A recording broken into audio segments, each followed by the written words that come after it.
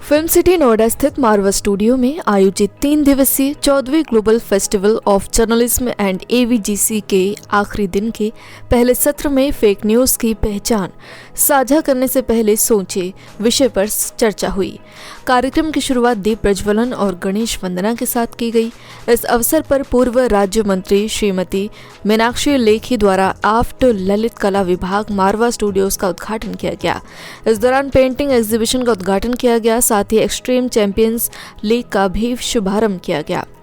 कार्यक्रम में festival president AAFT university of media and arts के chancellor doctor Sandeep Marwah, consul general Palau Neeraj A Sharma, सांसद Atul Garg, communication leader व CSR strategist Shahnawaz Ahmed Ansari, NDTV anchor Aditi Rajput, Republic Bharat anchor Vivek Anand, वरिष्ठ पत्रकार कुमार राकेश, वरिष्ठ भारतीय photo journalist SN Sinha, senior resident editor Sanjay Singh, national president AHPWI Pradeep Kumar Chandel Singh, अनेक गणमान्य अतिथि मौजूद रहे। वहीं उपस्थित अतिथियों का पुष्पगुच्छ भेंट कर स्वागत किया गया। डॉक्टर संदीप मारवा ने अपने संबोधन में कहा कि फेक न्यूज़ आज समाज और लोकतंत्र के लिए एक गंभीर चुनौती बन चुकी है। साथ ही उपस्थित अतिथिगण ने कहा कि मीडिया साक्षरता ही फेक न्यूज़ से लड़ने का सबसे प्रभावी माध्यम है। इस दौरान आफ्ट BA journalism and mass communication की छात्रा तमन्ना शर्मा और अरुणा दत्त ने विषय से जुड़े अपने विचार रखे। साथ ही वैलेंटाइंस डे का पोस्टर भी जारी किया गया। कार्यक्रम के दूसरे हॉल में पलाऊ की फिल्म हाइडअवेज पलाऊ की विशेष स्क्रीनिंग की गई। इस अवसर पर डॉक्टर संदीप मारवा द्वारा council general Palau Neeraj A Sharma को अवार्ड ऑफ डिस्टिंक्शन प्रदान कर सम्मानित किया गया। साथ ही आगामी चौथी डॉक्यूमेंट्री फिल्म का ट्रेलर लॉन्च किया गया और 14th international documentary film festival Noida का पोस्टर भी रिलीज किया गया। कार्यक्रम के समापन पर डॉक्टर संदीप मारवा द्वारा सभी अतिथियों को फेस्टिवल मोमेंटो भेंट कर सम्मानित किया गया। सेमिनार में आज फेक न्यूज़ को लेकर जो बातचीत की गई है, क्या लगता है इस तरह के जो टॉपिक्स होते हैं वो कितने जरूरी है लोगों को अवेयर करने के? सबसे पहले तो मैं आज 14th ग्लोबल जर्नलिज्म फेस्टिवल के तीसरे दिन के इस बड़े पहले सेशन में हमारे आए हुए सभी मेहमानों का तहे दिल से शुक्रिया अदा करता हूं, जिन्होंने समय निकाल कर, क्योंकि सभी वर्किंग प्रोफेशनल्स हैं और बड़े बड़े चैनलों में, न्यूज़पेपरों में, रेडियो में सभी जगह काम करते हैं।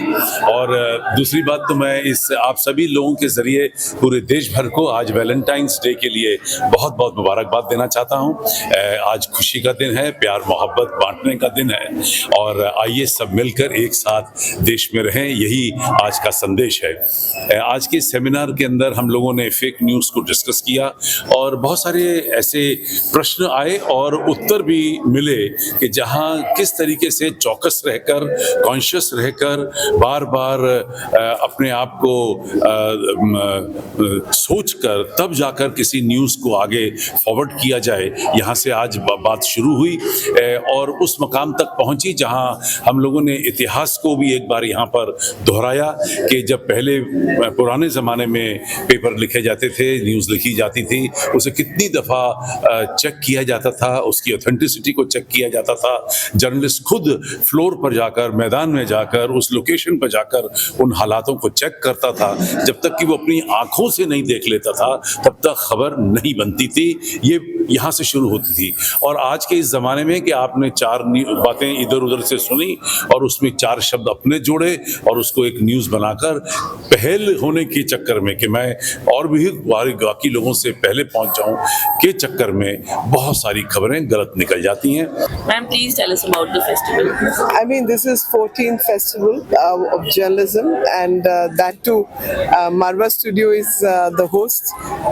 Like always, very, very beautiful, very large number of students, and today they have also inaugurated a fine art center, which goes to show that no matter how much technology we use, the artists are the ones which will be valued for future, because there will be very few people with the skills and the motivation to work with hand and motivation to live is something which will come only through art and culture.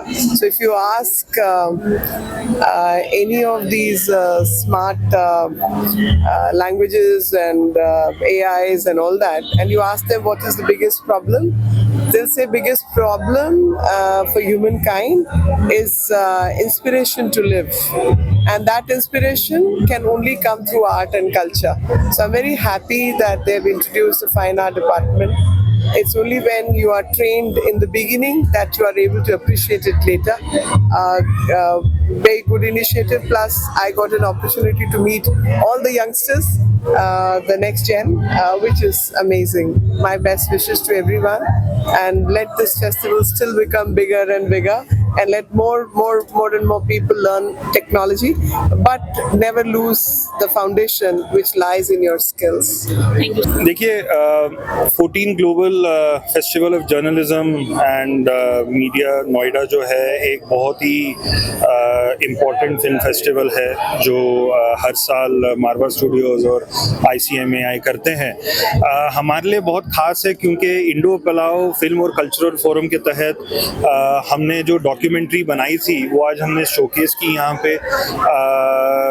Former minister Meenakshi Lekhi जी ने उसको inaugurate किया है संदीप मारवा जी के leadership के under.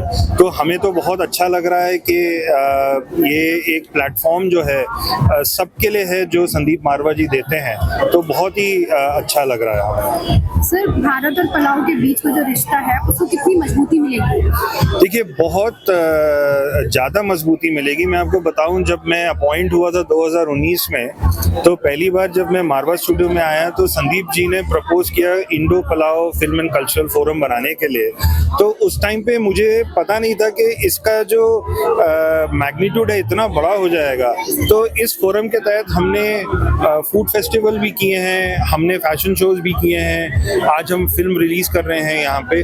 तो ये बहुत मजबूत करता है दोनों देशों के बीच जो रिलेशंस हैं। इसके अलावा मारवा स्टूडियोज़ और AAFT ने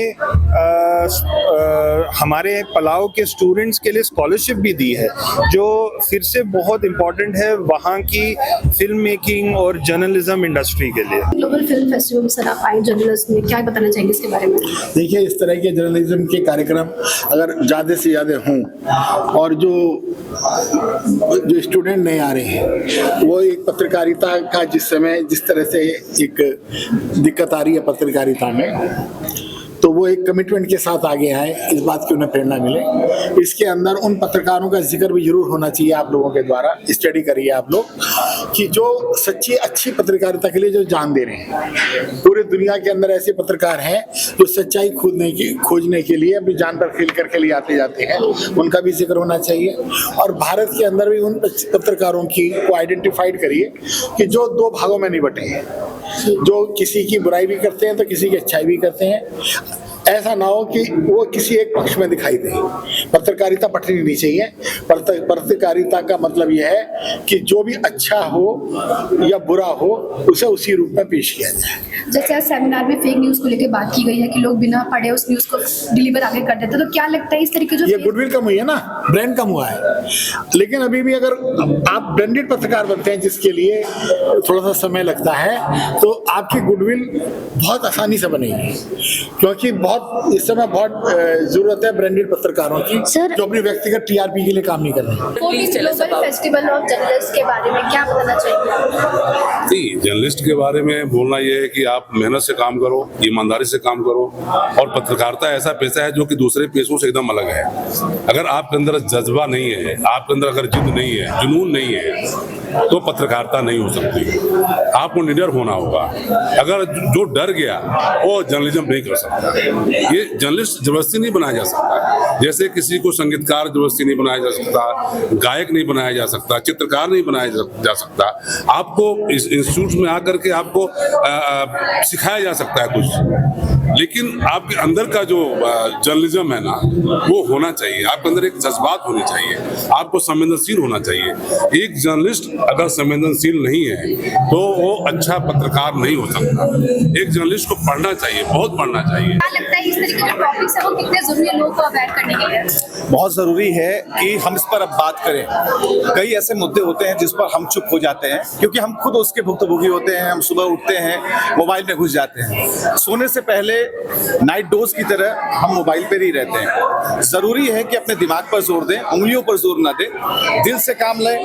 और दिल में जो आवाज़ उठती है इस बात को लेकर कि हमें फेक न्यूज़ की तरफ नहीं जाना है, हमें सच दिखाना, ठीक है, एक अलग चैप्टर हो सकता है, लेकिन ज़रूरी है कि हम गलत खबरों को परसरे ना दें, हम उन्हें बढ़ाए नहीं। अगर आपने अपनी उंगलियों को रोक लिया तो आधी लड़ाई हम जीत गए। और कल से यही करना है, हम अपने उंगलियों को रोकेंगे, गलत खबरों को प्रोत्साहित नहीं करेंगे। और जिस संस्थान में आप लोग हैं, बहुत मजबूत संस्थान है और इसका फायदा निसंदेह आपको आगे आने वाले भविष्य में नजर आने वाला है।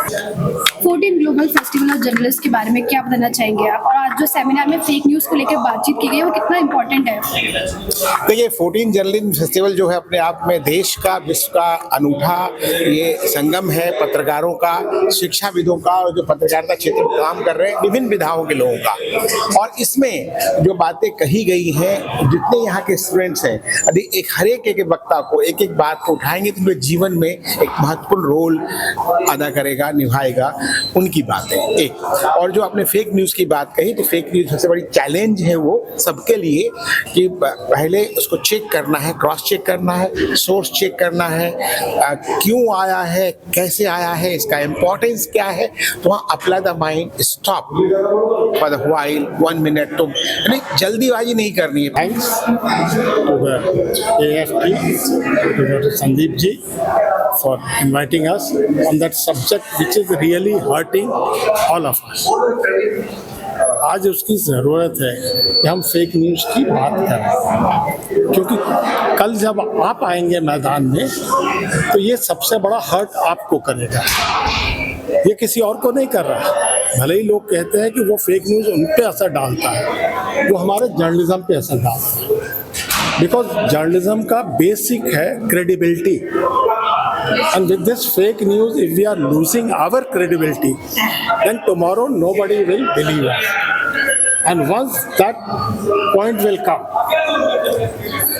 फिर हम लोग खत्म हो जाएंगे। ये याद रखिए, हमें अपने एग्जिस्टेंस के लिए इसको बचाना है और इसकी लड़ाई हमें लड़नी है।